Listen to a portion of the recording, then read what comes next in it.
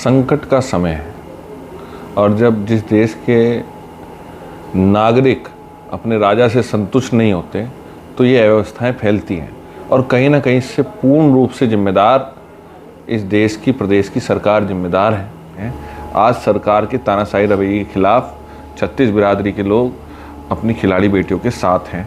किसान परेशान है, रही गन्ना भुगतान की। तो आप जिस जनपद से शामली में आते हैं वहाँ क्या हाल है, बागपत का क्या हाल है? दोस्तों नमस्कार, मैं नीरज चौहान, स्वागत आप सभी का गांव गुहांड में। महापंचायतें हो रही हैं देश में पहलवानों को लेकर। अब कल से एक और चीज़ ट्रेंडिंग में चल गई है कि साक्षी मलिक वापस अपनी नौकरी पर लौट गई है। लेकिन देश में ऐसे हालात क्यों हो रहे हैं, क्या कारण है इसके पीछे, आज हम बातचीत करने के लिए मीरापुर विधायक भाई चंदन चौहान जी के पास आए हैं।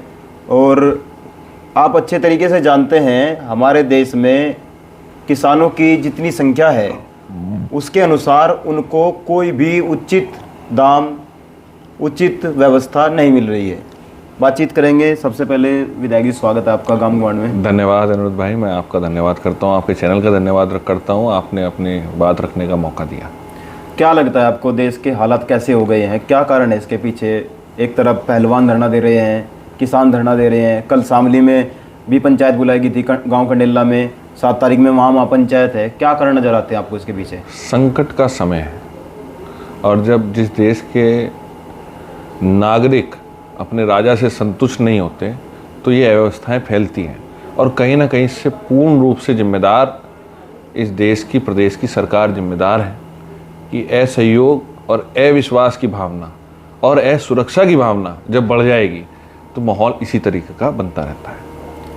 लेकिन जिस तरीके से भारतीय जनता पार्टी सत्ता में आई, ये कहकर कि हम 14 दिन में गन्ने की पेमेंट करेंगे, व्यवस्थाएं किसानों को देंगे, उसके बावजूद भी, और बेटी बचाओ बेटी पढ़ाओ का भी साथ में नारा दिया। अब बेटियां तो कुचली जा रही हैं पैरों के तले। पुलिस वाले उनको इस तरीके से घसीट रहे हैं जैसे वो या तो टेररिस्ट हो या फिर वो बड़े मुजरिम हो। आपने बिल्कुल सही बात कही। देश की महिलाएं, बेटियां और खिलाड़ी बेटियां जो देश का नाम रोशन करने के लिए जी जान से मेहनत करके जो मेडल जीत के आई, उन्होंने आज उस संकट का समय है। और जैसा कि आपको पता है कि जब उनका आंदोलन इतने दिन से चल रहा था और उन्हें न्याय की उम्मीद नहीं मिली तो उन्होंने मजबूरी वर्ष अपनी बातों को रखने के लिए देश की राजधानी की तरफ कूच करा और वहाँ किस तरीके से उनके आंदोलन को, उनकी भावनाओं को, उनकी इज्जत को, उनकी अस्मिता को कुचला गया, ये हमने सब मीडिया चैनलों के माध्यम से देखने का मौका मिला, जिससे सर्व समाज के अंदर, एक सभ्य समाज के अंदर आक्रोश है। और क्योंकि बहन बेटियां सबके परिवार में हैं और जब वो उन पे पीड़ा आती है तो सब आदमी जाति बिरादरी धर्म छोड़ के एकजुट होने का काम करते हैं। आज सरकार के तानाशाही रवैये के खिलाफ 36 बिरादरी के लोग अपनी खिलाड़ी बेटियों के साथ हैं। किसान परेशान है, रही गन्ना भुगतान की। तो आप जिस जनपद से शामली में आते हैं वहाँ क्या हाल है, बागपत का क्या हाल है? और छुट्टे पशुओं की ऐसी समस्याएं हैं। सिंचाई का सरकार ने वादा कर लिया कि जो है बिजली बिल माफ़ कर देंगे और उस वादे को कैसे मुकर गई, क्या क्या टेक्निक रोज़ अधिकारी उनके बता के, ये बहुत बड़ा गुस्सा किसानों के अंदर है। और इसका नतीजा आपको 2024 के अंदर देखने को मिलेगा। बोलना कुछ और हकीकत कुछ निकलना। हिंदुस्तान का नागरिक झूठ बर्दाश्त नहीं करता, कम से कम अपने नेतृत्व से, अपने राजा से। 2 बार प्रधानमंत्री बन चुके हैं मोदी जी, अब तीसरी बार भी कह रहे हैं प्रधानमंत्री हम ही बनेंगे। भारतीय जनता पार्टी के लोग दावे कर रहे हैं, राष्ट्रीय स्वयंसेवक संघ के लोग दावे कर रहे हैं कि अब की बार भी, तीसरी बार भी हैट्रिक लगाएंगे मोदी जी। लेकिन जिस तरीके से देश में अभी विकास की अगर बात करें तो रोड ही रोड बन रहे हैं, लेकिन उनके ऊपर टैक्स इतने ज़्यादा हैं। आप थोड़ी दूरी पर चलेंगे फिर टोल टैक्स, फिर दूसरे रोड पर चढ़ जाएंगे फिर दूसरा टोल टैक्स, तीसरे टोल टैक्स तक चला जाता है आदमी। छोटे से छोटे सफ़र के लिए भी टैक्स देना पड़ रहा है। लेकिन जो गरीब आदमी है उसके सामने इतनी समस्याएं हैं, उनको कैसे दूर किया जा सकता है? ये आर्थिक नीतियों का फेलियर है और जो व्यवस्थाएं सरकार को बनानी चाहिए थी, मैं समझता हूँ कहीं ना कहीं वो व्यवस्थाएं पूर्ण रूप से नहीं हो पाई। और जहाँ तक आपने बात बताई टोल टैक्सेस की, सड़कों की, मोदी जी के प्रधानमंत्री बनने की, वो प्रधानमंत्री बन जाए 50 दफ़े पर उन्हें अब जन नेता बनना चाहिए था, जनप्रिय नेता बनना चाहिए था, जिन भावनाओं का सम्मान करके एक अभिभावक के रूप में डेवलप हो जाना चाहिए था। पर आज भी उनसे इस देश की जनता घबराएगी। तो कहीं ना कहीं उनके, चाहे भगवान ने उन्हें उम्र दे दी, पद दे दिए, 22 साल से पदों पे ही हैं जब से वो राजनीति में आए, पर आज भी असुरक्षा उनसे कहीं ना है। मैं इस चीज़ को अच्छा नहीं मानता, कहीं ना कहीं फेलियर की बात मानता हूँ। और रोड्स का जाल माननीय अखिलेश यादव जी ने, चौधरी चरण सिंह जी ने, चौधरी जीत सिंह जी ने जो है मिलों की स्थापना करी थी। उसके बाद जो है अखिलेश जी ने हाईवे बनाया गया, सरकारें चली, हाईवे के निर्माण होते आए हैं। कई बार जो है जनता के समझ में नहीं आ पाया, पर ऐसा नहीं है। जनपद सहारनपुर के आप जब जोड़ने की क्या स्थिति थी वहाँ पे, देवबंद वाले सड़कों पे जनपद सहारनपुर टापू बन चुका था, उस समय ये स्टेट हाईवे बना था। तो ऐसा नहीं है, सड़कों का निर्माण हुआ है, पहले से होता है, और ये कार्य सरकार का है, करना चाहिए। पर उस पर ऐसा ना हो कि बड़ी बड़ी गाड़ी वाले चलें।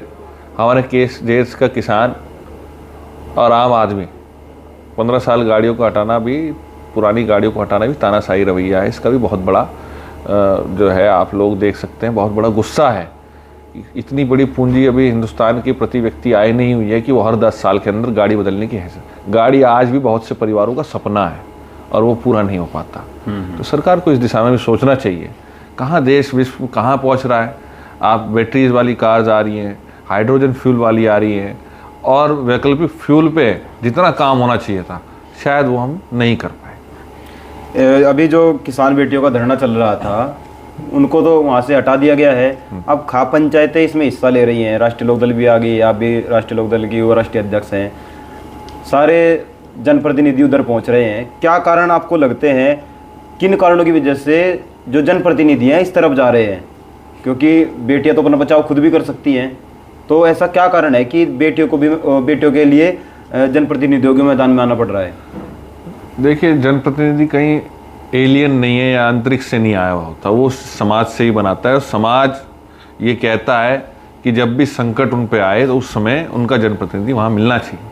उसी कड़ी में माननीय जयंत चौधरी जी सबसे पहले, मैं अभिमान के साथ कह सकता हूँ, वो जैसी धरना शुरू हुआ, जैसी संकट पहलवान बेटियों के ऊपर आया, सबसे पहले जनप्रतिनिधि के रूप में वो वहाँ पहुँचे।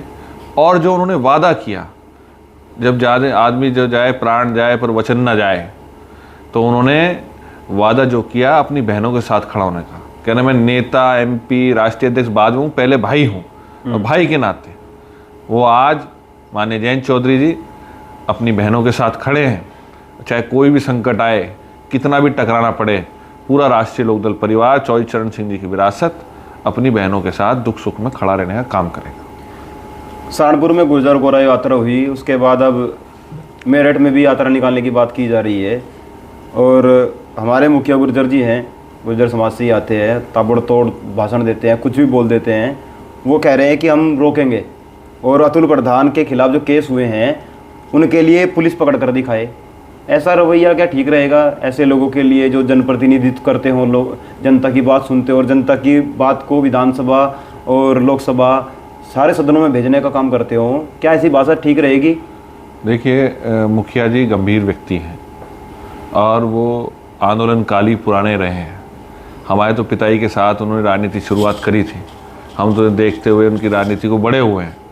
जब वो कोई बात कह रहे होंगे, निश्चित रूप से वो गंभीरता वो जानते होंगे, और वो हमेशा समाज के किसी व्यक्ति हो, पक्ष विपक्ष, कोई भी मुद्दा हो, हमेशा वो आगे आके पहल करने का काम करते हैं, उनकी विशेषता है। अगर वो बात कोई कह रहे हैं तो निश्चित रूप से उसके मायने हैं। पर मैं इतना कहना चाहूँगा, कोई भी तरक्की, विकास किसी कौम का, किसी इलाके का बिना शांति के नहीं हो सकता। शांति बनाने के लिए हमें, आपको, सबको, सर्व समाज को, चाहे वो इस समाज से हो चाहे दूसरे समाज से हो, कोई दूसरे धर्म का हो, अपने धर्म का हो, सबको प्रयास करना चाहिए शांति में। यही हमारी भावना है। और मेरे ख्याल से अगर कोई राजनीतिक रोटियां सेकने का इसमें प्रयास करेगा तो जनता उसे नकारने का काम करेगी। जो यात्रा निकलनी थी उससे पहले SSP साहब और DM साहब ने उसको रोकने के लिए पूरी कोशिश की।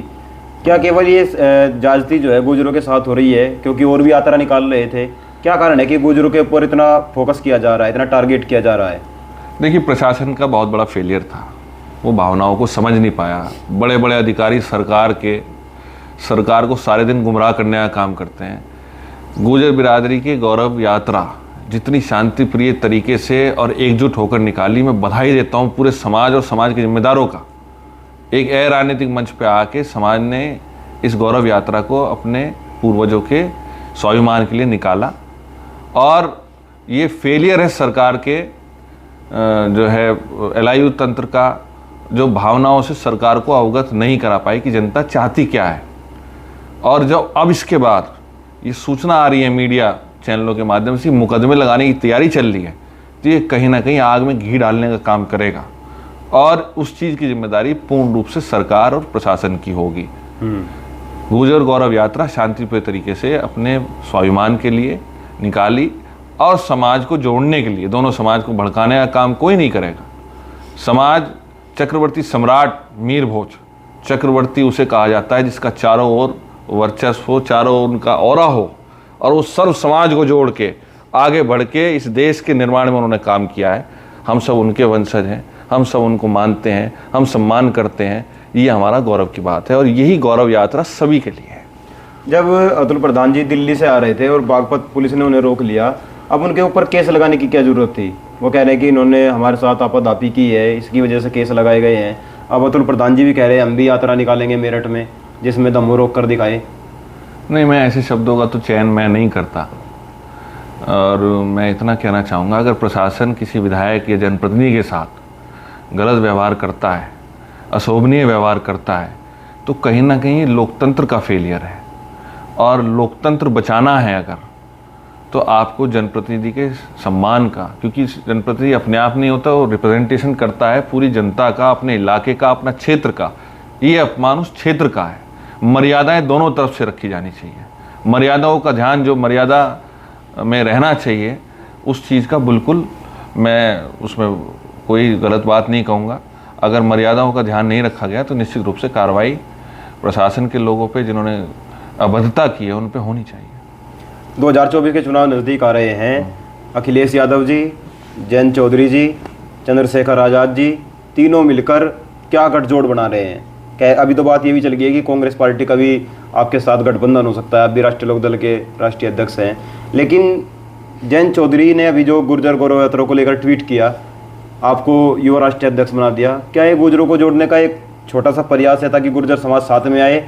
अभी जिस तरीके से शामली में तीनों सीटों को गठबंधन ने जीता है, आपको लगता है 2024 के चुनाव में ये तीनों जो गठजोड़ है, गुर्जर, जाट, दलित और मुस्लिम, ये कुछ कर पाएगा? देखिए, मैं अधिकृत नहीं हूँ किसी भी गठबंधन के ऊपर टिप्पणी करने लगूँ। ये हमारे शीर्ष नेतृत्व का काम है कि वो क्या निर्णय ले, पर पार्टी के एक सिपाही होने के नाते, और जो भावनाएं जनता की है, जनता चाहती है चौधरी चरण सिंह वादी, लोहियावादी, मुलायम सिंह वादी, अम्बेडकरवादी लोग सब मिलकर एकजुट होकर इस तानाशाही सरकार को हटाने का काम करें। और ये जनता की भावना को, जन जन अभियान को पूरा करने के लिए माननीय जयंत चौधरी लगातार समरसता अभियान चला रहे हैं। उनकी 10 और 11 में बिजनौर के अंदर समरसता अभियान है। हम वहाँ भी आज से जो है कैंप करना शुरू कराया। उन्होंने पार्टी की तरफ से जिम्मेदारी है, सब कार्यकर्ताओं को लेके एकजुट होकर कार्यक्रम सफल बनाएंगे। लगभग 1500 गाँव के अंदर वो साल भर के अंदर जाएंगे, और गाँव के अंदर जाके भावनाओं का ये पता लग रहा है कि कहीं ना कहीं बहुत ज्वलनशील है ये मुद्दा कि सरकार अपनी आकांक्षाओं पर पूरा खरा नहीं उतरी, और जनता बड़ा बदलाव चाहती है। और गठबंधन का क्या स्वरूप रहेगा, क्या प्रारूप रहेगा, ये तो हमारा शीर्ष नेतृत्व तय करेगा। पर एक बड़ा समायोजन इस तानाशाही रवैये के खिलाफ तैयार हो चुका है। आपको क्या लगता है 2024 के चुनाव में क्या होने वाला है? बड़ा बदलाव होगा, बड़ा बदलाव होगा, और जनता इस बार कोई चूक करने वाली नहीं है। ध्यान भटकाने वाले मुद्दे नहीं चलेंगे, ध्यान केंद्रित रहेंगे मुद्दे बेरोजगारी के, मुद्दे महंगाई के, मुद्दे महिला सुरक्षा के, किसान उत्थान के। हिंदू मुस्लिम को बांटने वाली राजनीति नहीं चलेगी। सब जोड़ने, तरक्की और विकास की राजनीति, प्यार मोहब्बत से इस देश को विश्व गुरु बनाने की राजनीति सब मिलके करने को, सर्व समाज के समायोजन के साथ करने का काम होगा। जी, बहुत बहुत धन्यवाद, आपने हमें समय दिया। भारत की राजनीति में कुछ दिग्गज ऐसे पैदा हुए हैं जिनके बारे में आपको भी जानना बेहद ज़रूरी है। तो हम पूरी कोशिश कर रहे हैं एक ऐसी शख्सियत के बारे में आपको बताने की। बहुत जल्द वीडियो आने वाला है। आपसे निवेदन है उस वीडियो को ज़्यादा से ज़्यादा आपको शेयर करना है, कमेंट करके हमें बताना है उस महान व्यक्तित्व के बारे में, उस महापुरुष के बारे में जिसके बारे में अभी तक आप अनभिज्ञ हैं। बहुत जल्द वीडियो आने वाला है। तो गाम गुहान चैनल को आप सब्सक्राइब कर लीजिए, यूट्यूब पर जाकर फेसबुक पेज को फॉलो कर लीजिए ताकि नई अपडेट आपको लगातार मिलती रहे। धन्यवाद।